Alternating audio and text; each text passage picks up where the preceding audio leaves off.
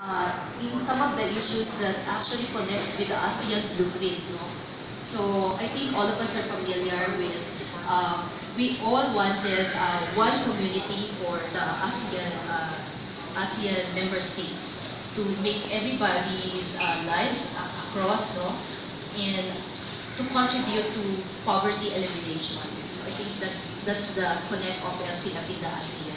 So we do input in the policy, no, and we also advocate for, together with the other business groups, no, in these countries, to make sure that CSR is not just a theme or a concept, but we are actually implementing it, no, with the participation of the business companies to make lives easier for many of our ASEAN communities.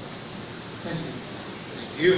So LCF is a member of ASEAN CSR Network and ASEAN Foundation. Any other questions on the floor? Yes? Hi, good morning. I'm Todd Santos from Makati City. Cecil mentioned earlier that you're highlighting your working model as a strategy to encourage collaborations this year. Perhaps could you provide specifics on the specifics on the collaborations in the past couple of years that has impacted socio-economic aspect as well as the environment? Any examples of collaboration that has been? Yes, yes.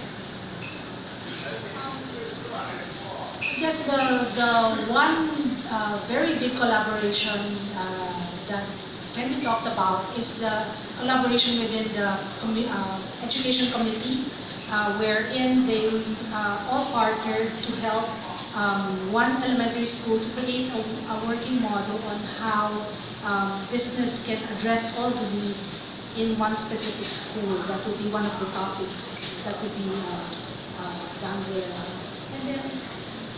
And that has actually been facilitated by Edric Calma of the Knowledge Channel Foundation. And I think even the scale of the work that most of our members do are focused, from the beginning, had been focused on education because that was really a pressing need. And I think one of the, I would say, successful collaborations is called 5775.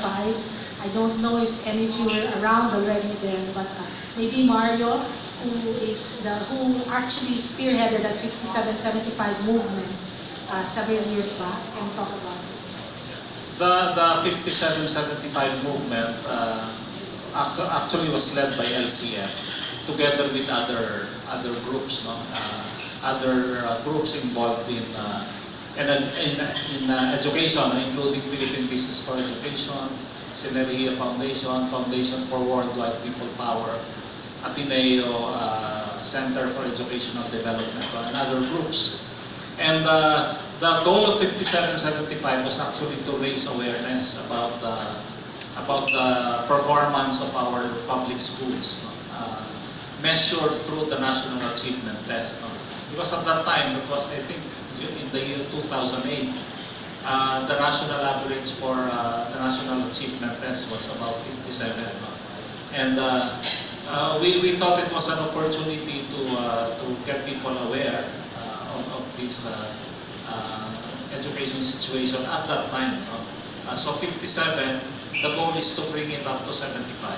So 57, 75. So that's how the campaign got its name, no? And the objective of the campaign was really to make people aware of the education situation and for them to focus their education efforts towards improving the performance of schools, no? And one of the good things that came out of that campaign was that the Department of Education under the leadership of then Secretary Jesly Lapus became more conscious about this measure of performance, so that they really developed a program they called Project Turnaround, no? To help low-performing schools in improving their performance. So that is how that is an example of how collective effort was able to bring about change. No? Not only a small type of change, but change that was felt across the country. No? So that's 57-75. Now, with regards to working models, Cecil, I guess, was not referring only to models developed by LCF, no? Because in the expo on July 4 and 5, we're also going to showcase other collaborative models. No? Like, for example, there is one session that very interesting, government-led initiative. No? So the armed forces will talk about its whole-of-nation approach to peace building. No? Bringing the different stakeholders together to promote peace in specific communities as well as across the country. And then the Bangko Sentral ng Pilipinas, in the efforts in making financial inclusion a reality, no? And how they harness the cooperation of various stakeholders to bring this change about. No? So aside from LCF models, there are also models developed by others, and we think that the expo is a good opportunity to show the people these models so that they can become something that they can replicate, or something that they can also apply, no, to other programs. From the strategies that you were rolling out this year, what are your target outcomes? Do you have ideas?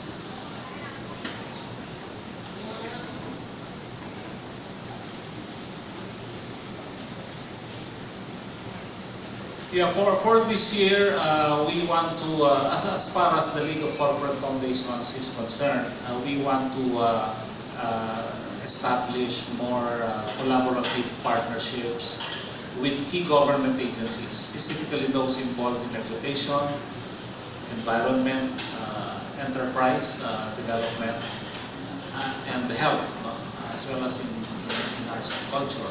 So that's one, more collaborative partnerships with government, because we know that the private sector alone cannot address all the problems. So we have to work with the sector, that's government, that has all the resources and the structure, no, to make these things happen. No?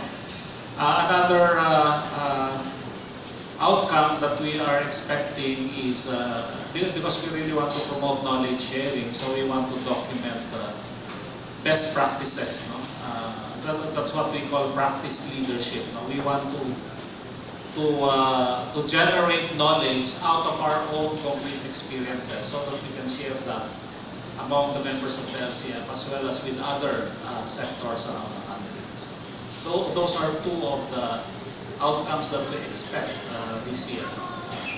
More collaboration with government and more knowledge based on our experiences that we can share with others. If I may add, also as Reg mentioned earlier, alignment with the sustainable development goals. We want also to direct our members to work on goals that are universal. And if that were to be captured in the NEDA website, that would be good. Any follow-ups, John? All right. So thank you for those excellent questions. Actually, the process